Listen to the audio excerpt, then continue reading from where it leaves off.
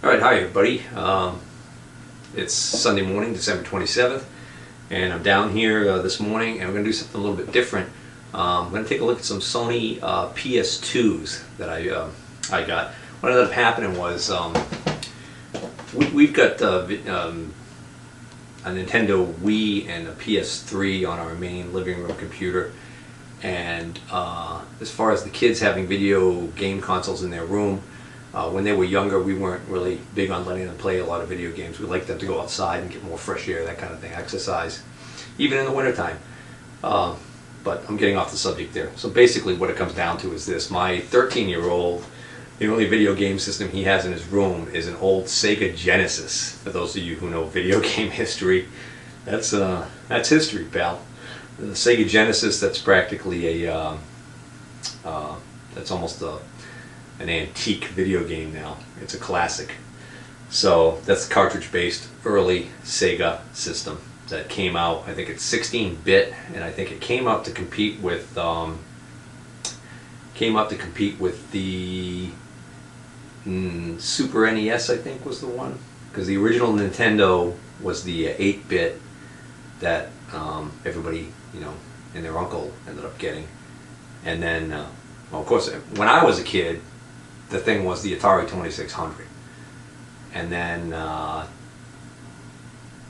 not going to get into the whole history of progression of how these things worked out. But funny thing is, my brother down in Delaware, got to talking to him. I don't know how it came up, but I think I had mentioned to him, I said, you guys got any old video game systems you're not using? Because his kids had all grown up and, pretty much had all grown up and moved away, and they weren't going to touch anything unless it was like a Call of Duty on a Xbox or PS4 or 3 or something like that.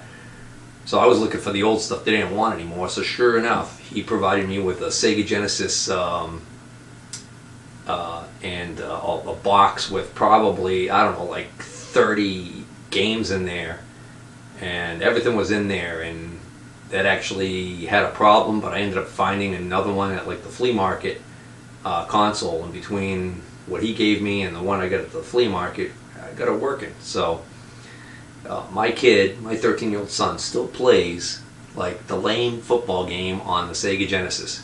And you know what? I guess if he's enjoying it, it's not that lame, right? It's funny. The graphics and everything are so unbelievable with all these modern video games, and it's kind of funny when kids come over and they want to play that weird thing because it's so different. It's not like anything that the kids play today. So anyways, so I'm in the Salvation Army store, which I go in and I pick that occasionally for a deal on something. So we're looking around, and I see a box on the floor, and I'm digging through the box, and it was a small LCD TV screen or something on top there. Pulled. Oh, you know what it was? It was one of those digital picture frames you put on your desktop, and you can load it with photos, and it just changes from photo to photo. It was one of those things. It's a cheap one. Pulled that out of the box, and lo and behold, in the bottom of the box, the PS2. Now, I don't know anything about Sony PlayStations, but I learned this is called a PS2 Fat, because apparently the later generations of this PS2, before it was replaced by the PS3, they managed to get this into a much thinner, sleeker profile. So this is commonly referred to in the gaming industry as the PS2 Fat. And I don't know what's interchangeable between this and others or whatever, but pulled this out, and there was some controllers in there, and that's all I could find in there. So we were looking at it, and the guy said, I looked at the back, and again, I know nothing about these. So I looked in the back, and I see this big hole here. Obviously it's a big bay, and initially I figured that was for a hard drive, and it was probably a door that went over it. That's what I figured. So I was talking to the guy, and he said, he had no idea whether or not it worked, and he figured it wouldn't work because he figured that somebody had taken the drive out, and he and I both were under the impression that you needed to have a drive in here to make this work. Well, that's not true at all. So come to find out, apparently originally the way these come, with no drive in them, And there's just a plastic door here to keep stuff from getting in here and to make it look pretty. And then what happens is, after you own it and you play games by loading in the ROMs, the discs in here through this tray, if you want to upgrade it, you take that plastic piece off the back, you put a hard drive in here, and then there's a block that goes on the back here that actually has the plug that will plug onto the back of the hard drive and simultaneously plug into this plug right here. Okay? Alright guys, so right on the back here you can see there's the bay for the hard drive. Okay? And if you look down in there, you'll see there's no plug. So it's not a matter of, you know, that it has to have something plugged in there. This is actually just a place for the hard drive to sit. What actually makes the hard drive interface with the main unit here is a whole nother module that goes on the back, which I think is called a network interface module or something like that, because I believe it also gives the PS2 internet access capability or something like that. I'm not positive. But to make a long story short, because we were both mistaken, we both didn't value this very high. He didn't value it high because A, he didn't know whether or not it worked. B, it didn't look like all the cables were there. I didn't notice that right off the bat. Didn't know it was going to be a big deal either, but I'll get to that in a second. And C, he was under the impression that you needed a drive in there. So I got this for $3 as is. Alright? And with it came one aftermarket Yobo controller, one original DualShock 2 controller, and another original DualShock 2 controller with the buttons missing, which at first he didn't think I wanted, but I said no, I'll take that, because even though the plastic buttons are missing, I noticed that the you know, all the plastic buttons do is press down on these things. So I figured, well, you know, what the heck, maybe if there's a bad controller, like, see, there's something seems wrong with this. That doesn't seem right. Alright, so I'm not going to worry about that. So, he said the power supply was missing. Well, I quickly deduced, based on the plug that I could see on the back here, that the power supply on the PS2 FAT is internal. It does not use an external power supply. In other words, that's a regular AC cord that goes in there. The input right here is going to be 120 volts AC. And I recognize that cord. I've seen that cord used on many a Sony boombox and everything else over the years. There's nothing, as far as I could tell, there was nothing special about the cord. I would probably be able to source that pretty easily. Here's the biggest problem I ran into immediately with this unit, and that would be the fact that right here, this funky jack right here, which says AV out, this is how you're going to get your AV to your monitor. There's a digital output right there. It's an optical one. So if you wanted to get a little optical cord and run that over to, maybe if you had an optical input on like an AV receiver or something like that, and run it through that, you could probably do that. But the funny thing about that is that, you know, most TVs don't have optical inputs as far as I know. The only time I see these optical inputs is on your surround sound AV systems, and I think I don't even know if the newest ones would even have that. But so you want this plug. So it's special, of course, from Sony. They couldn't just do you a solid and put plain old RCA type jacks off the back of this. In other words, these are RCA jacks right here, or RCA plugs, depending on which way you look at it. These are standard in the industry forever.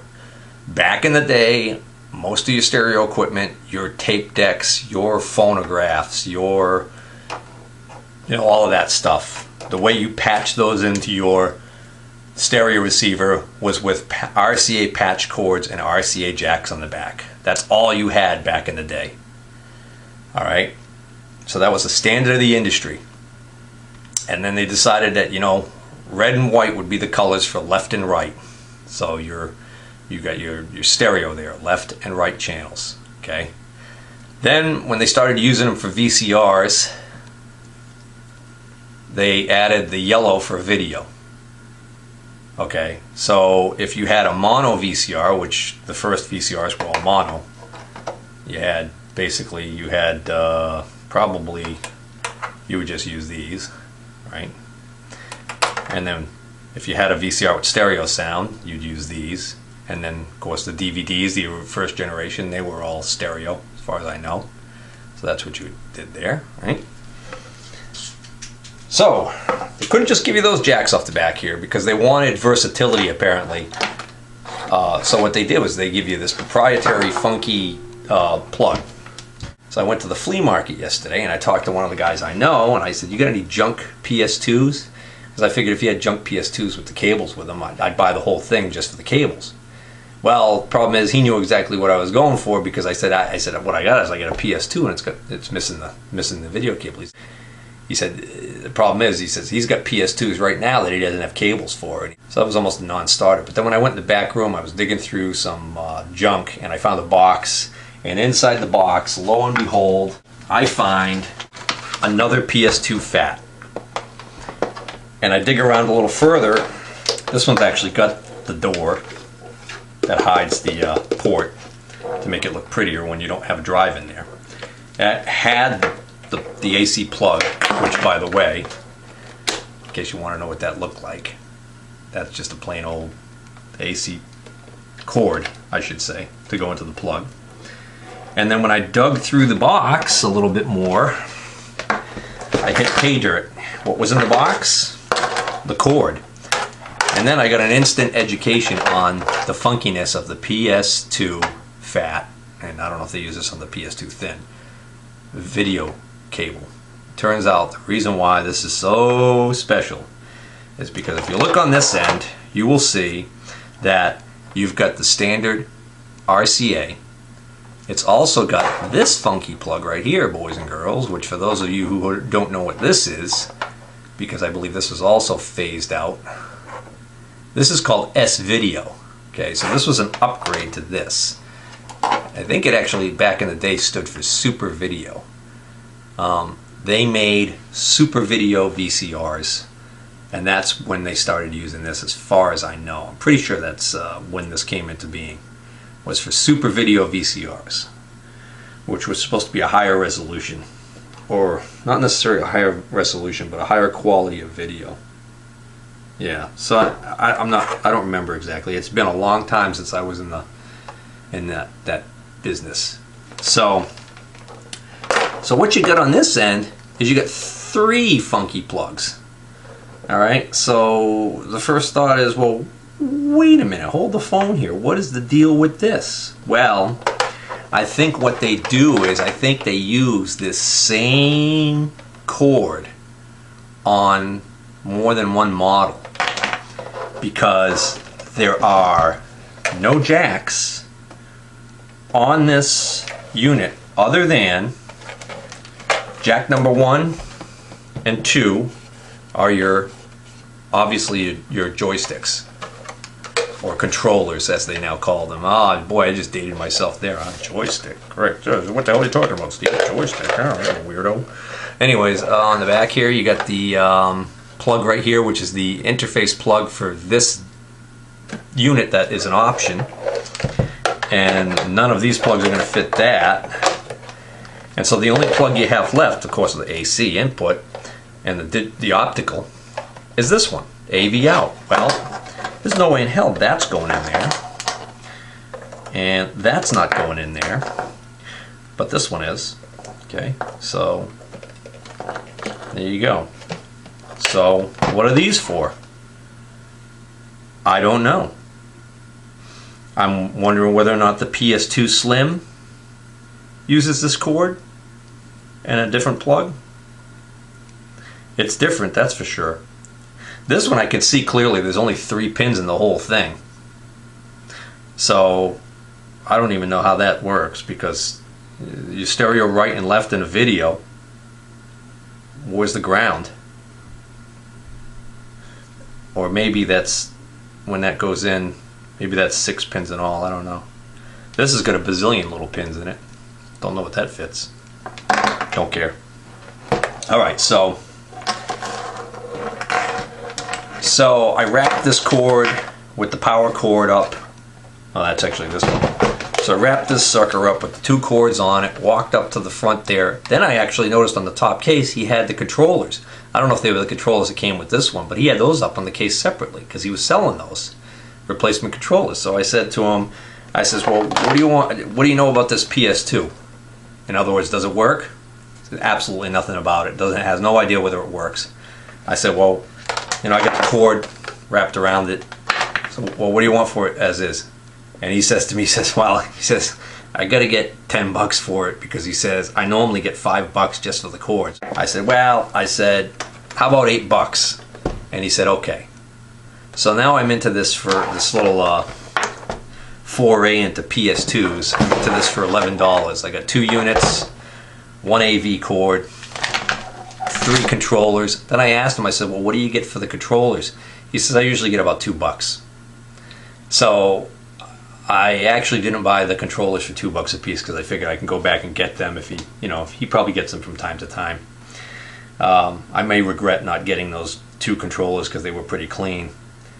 And heck, it's Sunday, they were open. Maybe I'll even take a run over there and pick them up today, depending on what happens when I try and fire these suckers up. So I think what I'm going to do is I'm going to start with the one I picked up at the Salvation Army for $3. Because even though this is missing the door, one of the things you want to look at if you're really into looking at these used units is if you take a look, right here is the cooling fan. And if you look in there, you can see the dust that naturally collects in the cooling fan over time. And you can look in this, and this might give you an idea of how much use this has had, or at least what kind of an environment it's been operating in. If you look at this one, this one, I don't know if it's because it's a later generation or what. This one has a mesh screen protecting any large objects from getting into that fan. This one doesn't. So maybe this was a part and they took the screen out, or it never had the screen. But the screen on this one is semi-clogged with dust. So this one's not going to be, this one was not getting enough cooling air, so this one might slowly have been toasting its components. So I'm going to steal the power cord off of this one and set this one aside. So give me a minute to get set up here. Alright guys, here's my junky TV. I always got a kick out of the name of this TV. This was a cheaply made TV made by a company called Broksonic, Broksonic. And when I first saw this name appear on the consumer electronics scene, and I first worked on some of the equipment, saw how cheaply it was made, I quickly dubbed it Broksonic because I just figured that it was going to break at the speed of sound. So, oddly enough, this TV was a freebie. This TV is a 20-inch LCD with a built-in DVD player. I hate when they build in a DVD player because the 20-inch LCD TV, as cheaply as it's made, would probably go 10 years no problem, or several years no problem, whereas the DVD players, they just, because of the electromechanical nature of the beast, they just don't have that kind of staying power. Furthermore, you take a DVD player and you put it vertically, and you have to have a mechanism that can load DVDs vertically and eject DVDs vertically, and you're just asking for more trouble. So this TV was dead when I got it. It was sitting out on a customer's porch getting ready for the trash guy when I happened to spot it, and she said I could have it for free. I took it home. Turns out one little capacitor in the switch mode power supply was bad. I replaced that capacitor and the TV worked perfect, and even the DVD player worked. So my son had this as his first TV in his room, my oldest son, for quite a few years. And then what ended up happening was either he managed to or it broke on its own, which either one is plausible. The DVD player, I think it's the mechanism broke. So there might even be a DVD still stuck in there to this day, I don't remember. But it's got a line 2 video input, which is good, because if it didn't have the line 2 video input, other than watching regular TV, which obviously now, because everything's HD, with the new format and everything, you've got to have a set-top converter box to run one of these darn things, and that's got to have a video input. So it had the video 2 input, so all I did was bought him a DVD player, plugged it into the video 2 input, and he's back to watching movies. And then, a couple of years went by, and for Christmas we got him a larger flat screen TV for his room.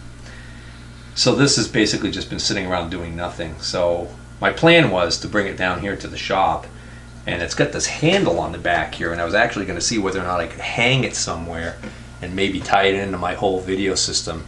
I'm thinking down the road, that way when I'm like shooting a shot, maybe I could look up at a larger screen and see whether or not I'm in frame or whatever. Alright, so I've got this TV is actually on. It's in line 2 input now. So the first thing I'm going to do is I've got the video cable already hooked up.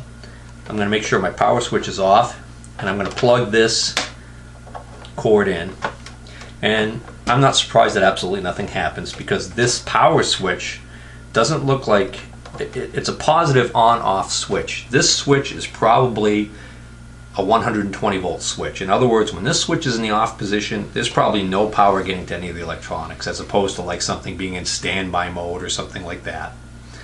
So this is a positive on-off switch, and of course on the front here we've got the momentary push button power switch. This is when you're pushing this button, you're not actually letting voltage pass to anything other than a very small logic state voltage of probably 5 volts or less, that when you press this, you're sending a little tiny pulse to the electronics, and the electronics take that pulse to mean that you want to turn the unit on, and then the electronics, the microprocessor, will take over and turn on the power supply. What runs the microprocessor is a low voltage standby power. So when I put this switch on, the low voltage standby power is going to bring that microprocessor hopefully up to speed, and we're going to see what happens. Now, if I turn this on and absolutely nothing happens, it doesn't mean we're sunk just yet. So if I turn this on and smoke comes out of it, well, then yeah, we got problems. Alright, so I turned it on and nothing happened.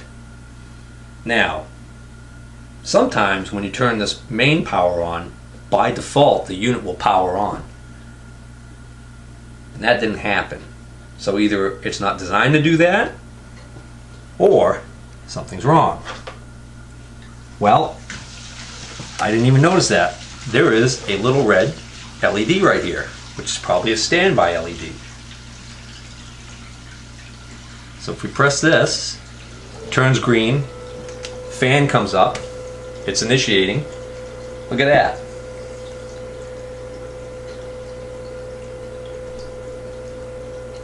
Browser system configuration. Alright, I can see now I made a mistake because I didn't plug in any controllers. I'm going to shut this down. You notice it doesn't shut off right away. It's probably doing some kind of exit thing.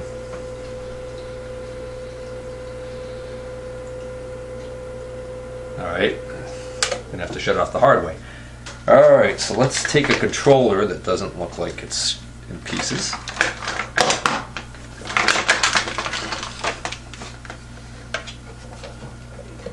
Just plug in one controller. I'm assuming we plug in number 1.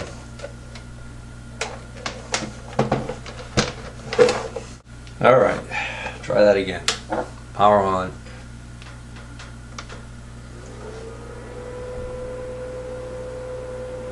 Just throw something under here to...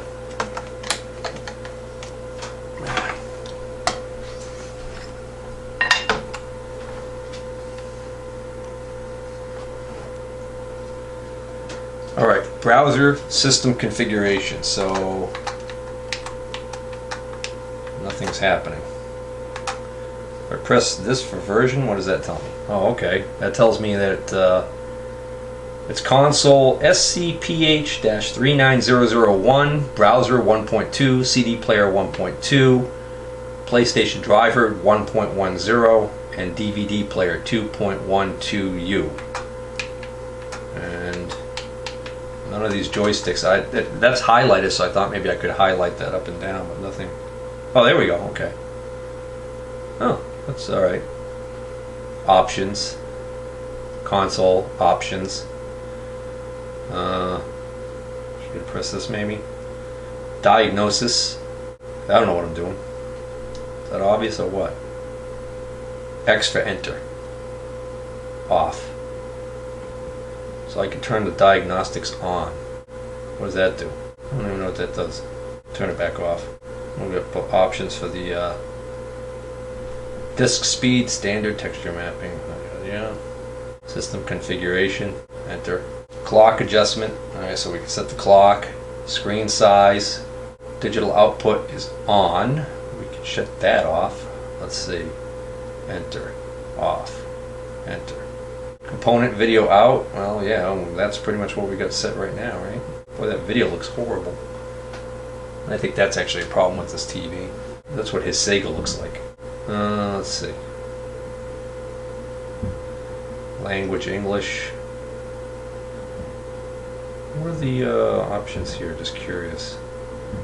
RGB. We don't want RGB. We want that. Alright, so that's good. That's set. Back. Alright, well, how do you get out of that? Display. Do you have to set the clock? Alright, 12, 27, 2015. I don't know what time it is. Let's say that it's 8 a.m. It's probably 9 a.m. 9 a.m. And the clock is running. Okay, good. Maybe that. I don't think that second on the clock was running before, so maybe now it'll end. Yeah, it's still, I don't know. Alright, let's see what happens when we try and open the tray. Oh, got a little crunchy there. But it opened. So we know the tray mechanism's not broken. So the next big thing, will it read a disc? I have to go grab a PS2 disc.